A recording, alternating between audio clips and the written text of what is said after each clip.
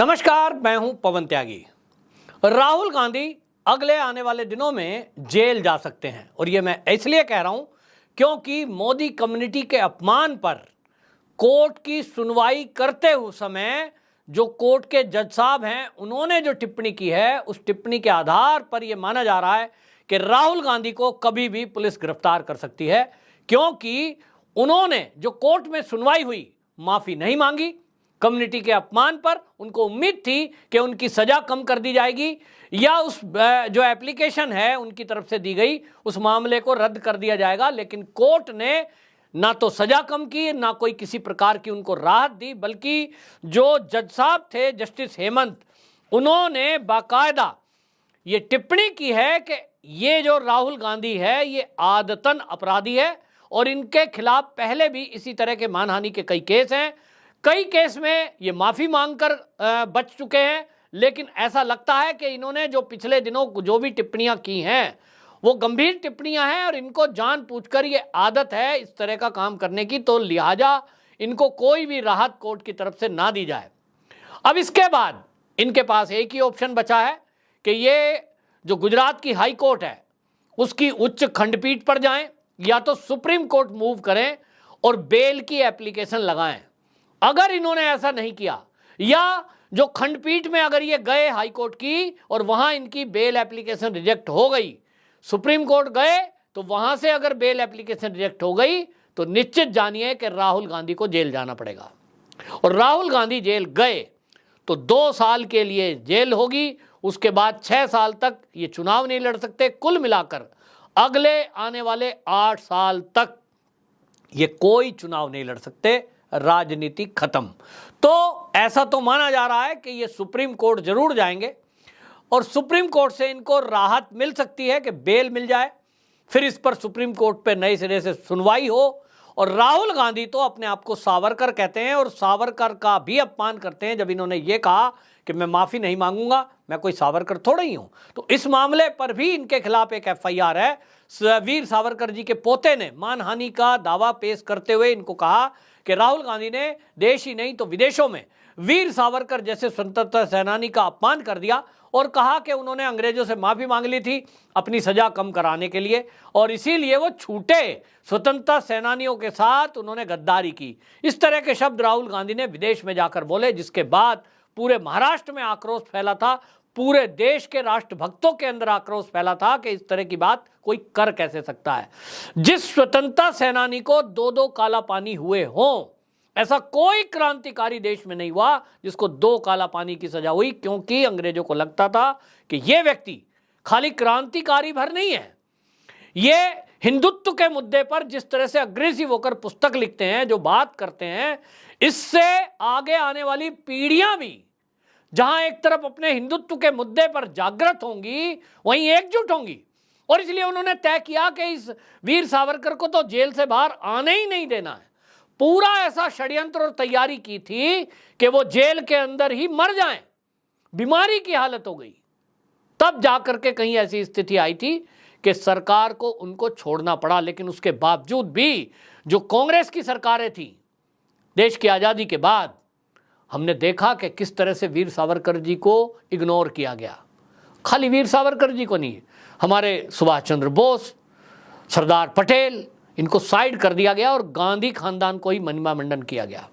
अब जब से मोदी सरकार आई है, इस मुद्दे को आगे उठा रही है, तो इनको लगता है कि वीर सावरकर की फिर से बड़ाई की जा रही है, उनको भारत रत्न की बात की जा रही है। तो राहुल गांधी समेत कांग्रेस के कई लीडरों ने इस पर तय कर लिया जैसे कि वीर सावरकर का अपमान करना है, लेकिन कर्मों की सजा मिलती है। अब टाइम आ गया है कि राहुल गांधी को, जहां एक तरफ अब सत्ता में कुछ नहीं हाथ आ रहा है, अब जेल जाने का भी समय आ गया है। कोर्ट ने जो टिप्पणी की इनको लेकर के, जो जस्टिस हेमंत है उन्होंने जो टिप्पणी की थी कि इनके ऊपर 10 के करीब मामले लंबित हैं और ये आदतन अपराधी हैं, इस केस में मानहानि करने में। अकड़ देखिए कि मोदी कम्युनिटी को लेकर के जिस तरह से इन्होंने टिप्पणी की थी कि क्या कारण है सभी चोर मोदी सरनेम के होते हैं, इसको लेकर इनके ऊपर जब एफआईआर हुई और ट्रायल कोर्ट जब सुनवाई कर रहा था तो उन्होंने कहा, राहुल गांधी आप अपने बचाव में कुछ कहना चाहते हैं। हालांकि अपने साथ लाव लश्कर लेकर गए थे, उस पर जज साहब नाराज हुए, लेकिन इन्होंने सॉरी तक नहीं बोला। कितना इनको अहंकार है कि मेरा तो इस देश में कोई कुछ कर ही नहीं सकता। ये जज साहब जो सामने बैठे हैं, इनकी क्या हैसियत, मेरी सुप्रीम कोर्ट में पहचान है। सीधा सीजेआई को फ़ोन करूंगा या किसी से करवाऊंगा और मेरी सुनवाई होगी और मैं तो छूट जाऊंगा, केस खत्म। गांधी परिवार में पैदा होने का यही तो फायदा है, तुरंत जमानत मिल जाती है, केस की सुनवाई होती नहीं है, जेल कभी जाते नहीं है। और इसीलिए कोर्ट में जो टिप्पणी हुई है, आप सबको जानने की जरूरत है कि इस व्यक्ति पर, राहुल गांधी पर 10 मामले चल रहे हैं इसी तरह के मानहानि के, जिसमें देश के गृह मंत्री अमित शाह भी हैं, उनके ऊपर भी टिप्पणी है। तो एक एक करके मैं आपको बताता हूं। देखिए, इनको लेकर के जो महात्मा गांधी की हत्या का इल्जाम आरएसएस पर लगाया, 2014 का मामला है। ठाणे के महाराष्ट्र के ठाणे में चुनावी सभा में राहुल गांधी ने बोला। इसको लेकर भिवंडी इकाई के आरएसएस के जो कार्यकर्ता हैं राजेश कुंटे, उन्होंने इनके ऊपर एफआईआर कराई है, जमानत पर चल रहे हैं। 2015 में इन्होंने आरएसएस के कार्यकर्ताओं पर असम में एक मंदिर में प्रवेश ले मठ में जाने की बात थी, ये गए नहीं और इन्होंने आरोप लगाया कि आरएसएस वालों ने मुझे उस मठ में जाने नहीं दिया। इसको लेकर भी मानहानि का केस इनके ऊपर दर्ज है।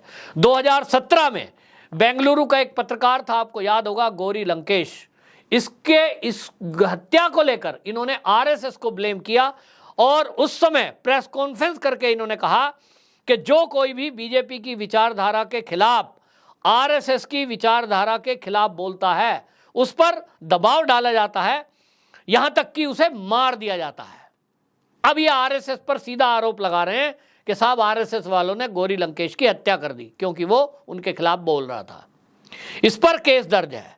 इसी तरह इन्होंने 2018 में अमित शाह के ऊपर आरोप लगाए और उन्होंने कहा कि जो नोटबंदी हुई है उसमें अमित शाह के 750 करोड़ रुपए सहकारी बैंक, जिला सहकारी बैंक ने बदल दिए और उसमें डायरेक्टर पर यह आरोप लगाए थे। तो बैंक के डायरेक्टर हैं, उन्होंने, अहमदाबाद के डायरेक्टर ने इनके ऊपर केस किया हुआ है।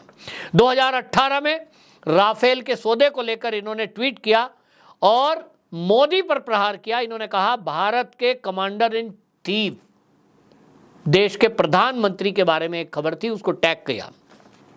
2019 में मध्य प्रदेश जबलपुर में इन्होंने एक फिर से ये बयान दिया कि भारतीय जनता पार्टी के जो प्रमुख हैं अमित शाह, वो लिखते हैं हत्या आरोपित भाजपा प्रमुख अमित शाह। वाह क्या शान है, ये शब्द लिखा अमित शाह के लिए।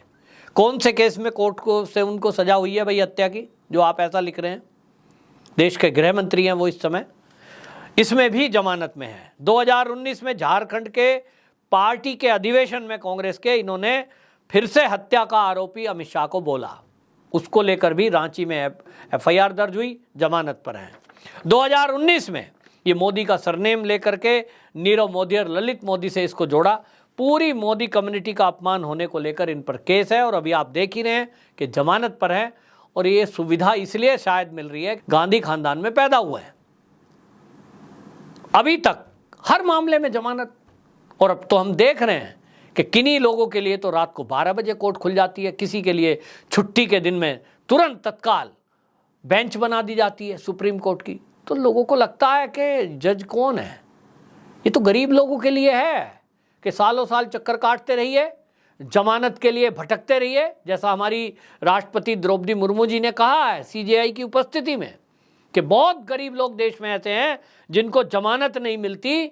उनकी कोई गलती है कि नहीं वो बाद में पता लगेगा, लेकिन वो जेल में इसलिए सड़ रहे हैं क्योंकि उनके पास कोर्ट कचहरी का पैसा नहीं है वकील खर्च करने का, वकील को खर्च करने का। उनको जानकारी नहीं है कि कोर्ट में भी उनको सरकार की तरफ से भी कोई वकील मिल सकता है। गरीब हैं, अनपढ़ हैं, उनको ये सुविधा मिलती नहीं है।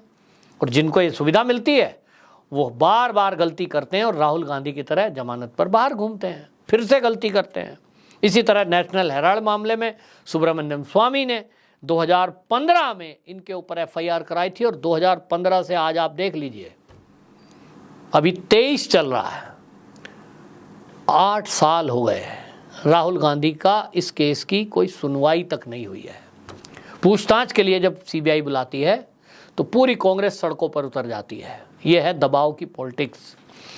और इसीलिए मैं ये कह रहा हूं कि अब अगर जो जज साहब ने गुजरात की हाई कोर्ट के जज ने टिप्पणी की है, अगर इसको गंभीरता से लिया गया और राहुल गांधी अगर सुप्रीम कोर्ट जाते हैं या उच्च खंडपीठ पर जाते हैं हाई कोर्ट की, तो वहां भी अगर जज साहब ने इस पर गंभीरता से विचार किया तो राहुल गांधी को बेल नहीं मिलनी चाहिए और ये जेल की सलाखों के पीछे जाना चाहिए और तब तक बाहर नहीं आना चाहिए जब तक लिखित में इन पूर्व के सारे केसों पर ये माफी ना मांग ले। आपकी क्या राय है कमेंट बॉक्स में जरूर बताएं। वंदे मातरम।